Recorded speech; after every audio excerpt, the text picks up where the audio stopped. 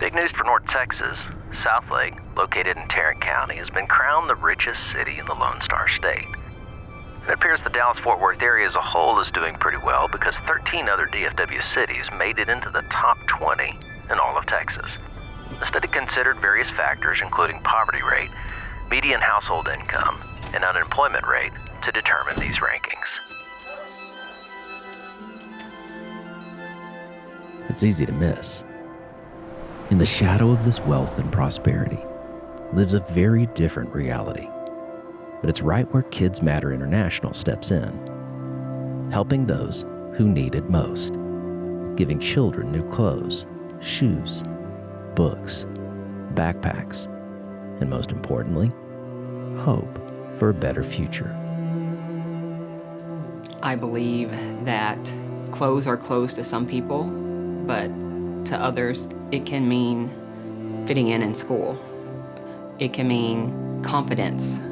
It can mean encouragement, to face the day. My name is Brandy Lamb. I have 3 children, Stephen, Justin, and Zachariah. Zach felt like he didn't really fit in. In Grapevine, people have more money, and him being in their houses was different than being in our home, and he wanted to be able to fit in and be a part of the groups that he was hanging out with and doing sports with. At one point in time, he had a friend that called him white trash, and that was something that affected him for a long time. Even in the Southlake schools, you could have somebody that's super wealthy, but you could also have somebody that's dirt poor because of the way the schools feed in on the zoning. And that's something that people don't understand. They may be making fun of somebody for not having the latest trends, but they don't realize that they live in a 15-foot trailer with 7 other siblings, and mom's the only one working because dad's dead. It's hard being a single mom, providing for your kids, because you only have one income. I had to make decisions to put food on the table for sure. I'd have to have gas, to get to and from work or to and from school. All I wanted to do was provide for my kids, and I wanted to make sure that they had what they needed.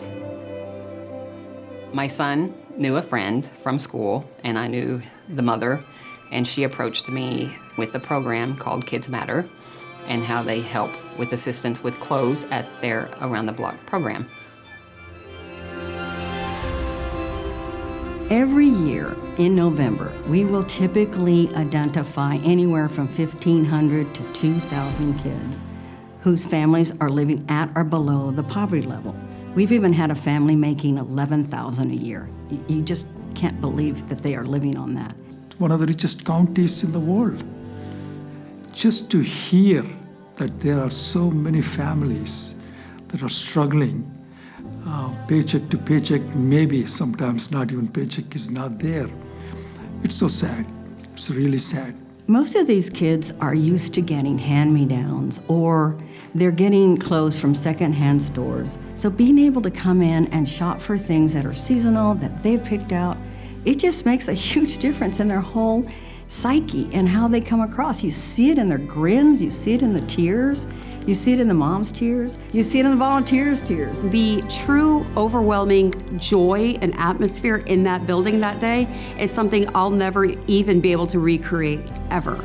And by the time they get out and get their brand new shoes and their backpacks and their books, we're talking about $425. The merchandise that's brand new for that child. You know how hard it is to wake a teenager up on a Saturday morning to be at Kohl's at 9 o'clock.